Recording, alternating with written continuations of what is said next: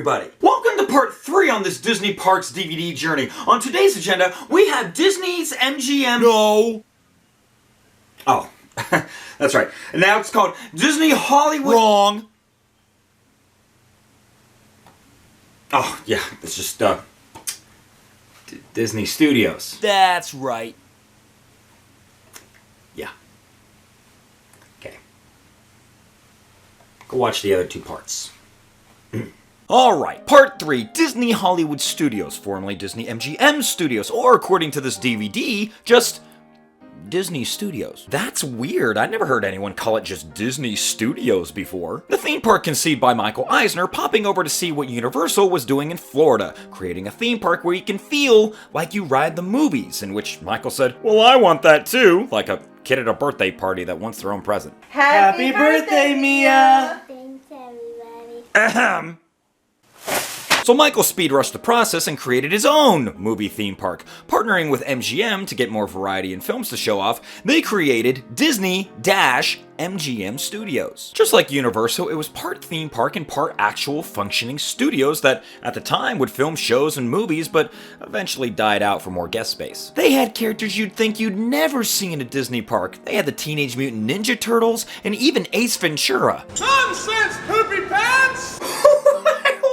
Other Universal similarities included a big backlot tour, stunt shows, and stage productions of your favorite movies. Eventually, the partnership with MGM dropped, the name Hollywood Studios came in, and now it's a hodgepodge of Star Wars, Toy Story, and Steven Tyler's huge mouth, with only little remnants of the classic Hollywood still remaining. So in 2004, when this DVD series came out, the partnership with MGM was still in effect. So I want to know, did that partnership have a major impact on the park? Well, let's find out. Here's Disney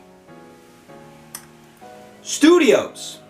Yeah, we know. Place changes all the time. Got it. And here we have the lovely Disney Studios. Not the greatest park for aerial views, what with all the white roofs everywhere. It's like a prime view in a Vegas hotel room. But the real beauty is actually at ground level. The sights and sounds of Tinseltown are everywhere with random faux movie shootings and classic Hollywood backdrops. We meet our tour guides for the day. Chloe Kennard, an old-fashioned reporter trying to get a big Hollywood scoop, plus up-and-coming actress Priscilla Bradish, and her director, Roman Holiday. Now, I know these things are supposed to be over the top, but we could have toned it down at least a little bit. What's that you say? At the Disney Studios? Roman Holiday is directing? Maybe if you didn't chew your gum like this, you would hear better. So Miss Kennard heads to the Disney Studios for her latest scoop on Bradish and Holiday. Now this feels weird. At first they're making it sound like Mr. Holiday is just making a new movie and has a new actress, so Kennard wants to see the news on the big picture. But when she's there, it looks more like a director and actress out on the town with each other. I'll give Disney props, though, for making it realistic between inappropriate work relationships and gossip in Hollywood. This place is really authentic. We see everything around the entryway of the park and end up on the Great Movie Ride. A ride that... Stop. It hurts too much.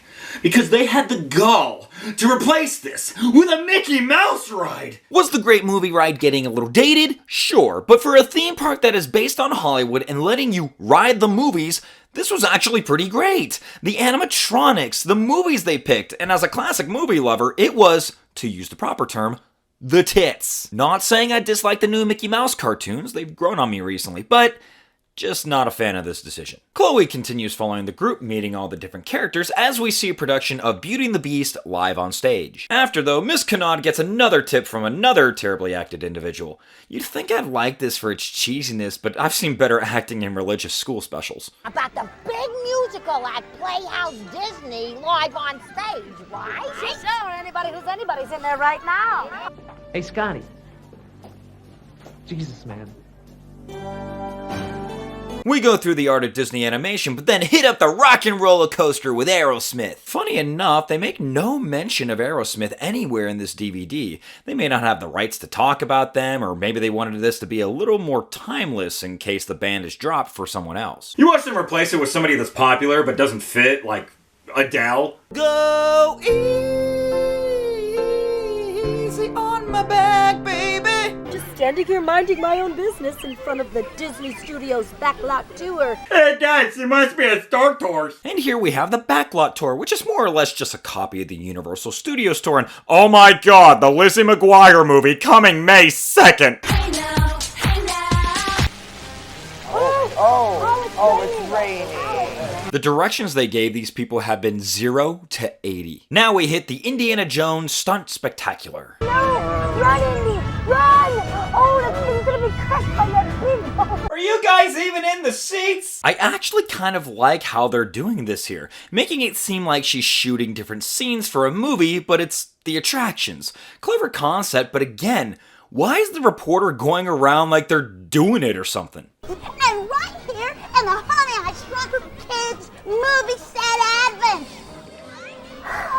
That is so chocolate. What in the hell? Oh man, now we're on the Tower of Terror, filming it like a silent movie, which I kinda like. Made me chuckle. And yes, it's still better than the Guardians of the Galaxy ride at Disney California Adventure. You can leave your hate comments down below. So the movie has finished filming and it's time for the premiere. A great success indeed. And we have a grand finale at Fantasmic. Still the best show Disney has ever produced. And so ends our fabulous day here at Disney Studios with Mr. Holiday, Miss Bradish, soaking up the spotlight, and Miss Canard.